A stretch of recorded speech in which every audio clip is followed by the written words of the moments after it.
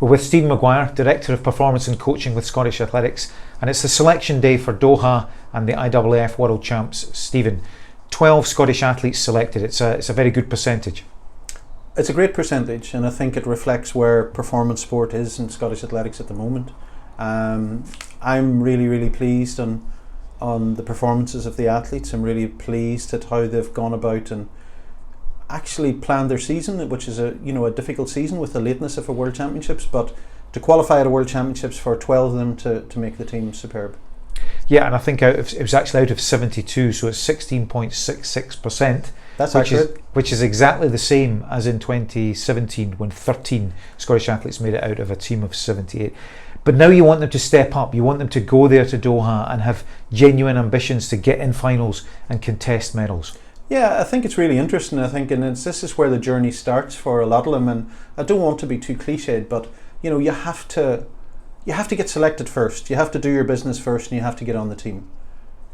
For the really new athletes that are there, what they have to do, they have to experience it.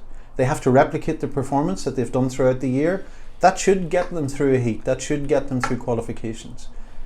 My expectations for the people who have a little bit more experience is that we make finals and we challenge for medals, because they're good enough.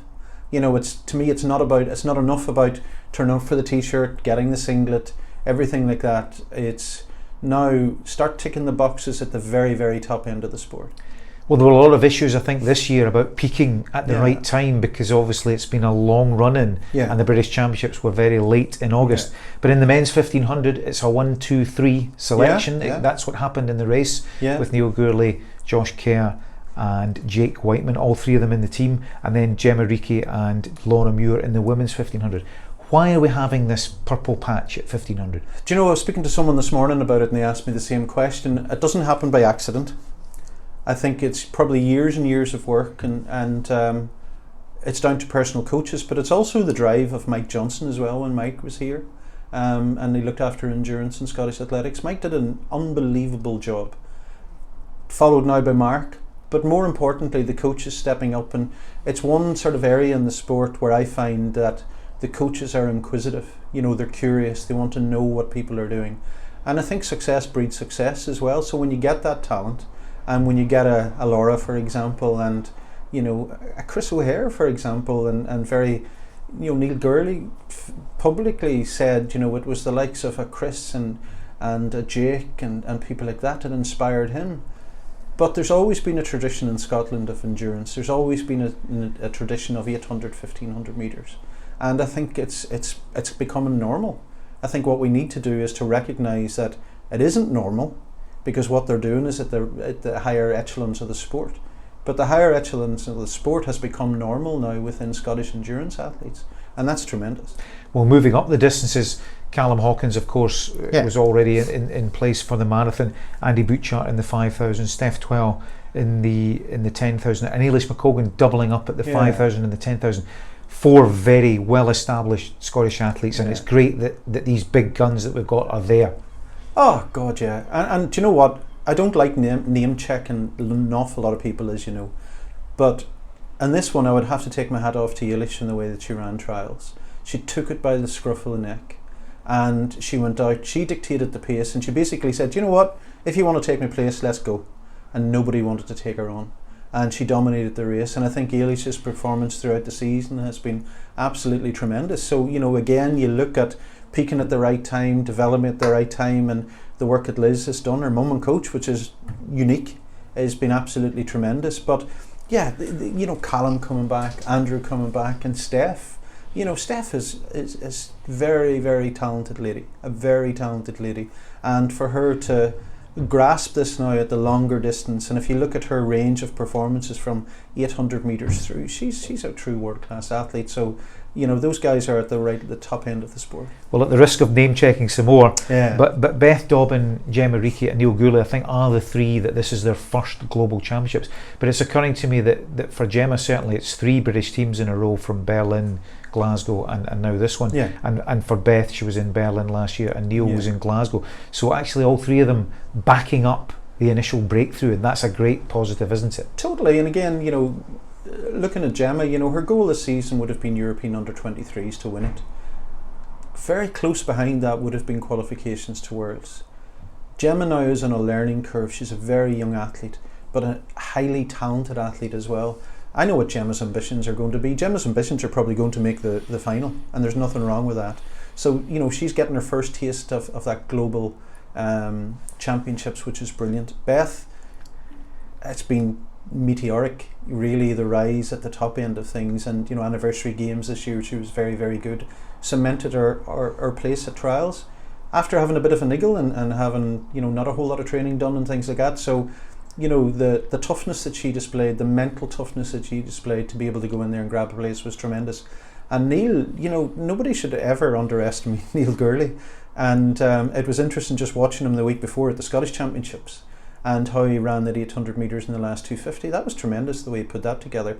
But also, again, people probably forget that Neil was, I think, a banker for a medal at the European Indoor Championships in Glasgow, and he unfortunately got sick overnight and wasn't able to compete. So again, that may sound controversial, but he was right in the mix for a medal there. So he was probably this season going to come in with a medal as well. Now, there are no field eventers among the Scottish selection, the Doha dozen, as we're calling them. Do you feel for the athletes that we have in that area, or is there something more we can do, or do they all just have to step up? I think there's a whole lot. I think if you look at sort of where globally where field events are very, very high. I think the numbers are restricted and are going to be continually restricted, hence the qualification standards are very, very difficult. But I would throw a challenge out to a few of the athletes that we've got, is that they can do better. And my challenge would be that their environments need to be better. They're hugely, hugely talented people. They've won British titles. We can't sneeze at that. I would have loved to have won a national title and things like that. But they now have to grasp it. My challenge to them, we've 1 year to go to Olympic Games, and Olympic Games defines pretty much a lot of athletes' careers. We have a number of athletes in field events who can make it, but now they've got to grasp it. They've done brilliantly in British terms, on the peripheral at European terms. Globally is very, very difficult, but they can do it because they've got the talent. Well, in a similar theme, at under 23 and certainly under 20 level, we've got sprinters and jumpers starting to make an impact now. So I suppose the key issue there is converting that and becoming established GB internationals at senior level, 2-3 years down the line. Absolutely, that's the first step. And I think, you asked me the question, can we help? Absolutely, we can help. We can help by developing and gaining and imparting more expert analysis and feedback to the different events, really, really embracing what it takes to win. So instead of sort of patting people on the back for average performances, that we actually have the real conversations, acknowledge how talented they are, but also show them the path, help them from the technical, tactical aspect, and say this is what you need to do. You look at some of the throws events in Eastern Europe and in the USA are through the roof. If we want to challenge that, then we really, really, as a country, as coaches, as athletes, work together. Don't work in isolation. Let's work together. Let's work in a joined up approach and see how you can get those extra meters, centimeters, whatever's needed, because they're talented enough. And just finally, I'm looking down the list and thinking about training bases and who's in Scotland, and one or two have been in America, like Josh Kerr, Neil Gurley, and some based in England. There's no direct pattern. There's maybe too many generalities made there. But one thing I'm noticing is there's a pretty strong club background in Scotland for almost every single one of them at some stage. That's important for the sport at a slightly lower level, isn't it? Yeah, it is, and it's important that the clubs have the role models, and it's one of the uniqueness is, if that's a word, that in Scotland what we have is that the elite athletes have a very close affinity to what's going on at the ground, and you look at the likes of Callum, the likes of Laura and Gemma and people like that. They all train locally, and the athletes are very accessible. I think that's very, very important, but it's also I think it's also. And it's one of the areas, and I have a couple of sort of workshop type things going on, and one of the messages that I have to get across is that there are athletes in every club that can be Gemma Reekies. There are athletes in every club that can be a Beth Dobbin. I can see it at the championships, I can see it at the underage championships. There is no clear pathway, as in there's no sort of linear progression. You will have your peaks and your troughs. The important thing is that you do have a really strong background of club.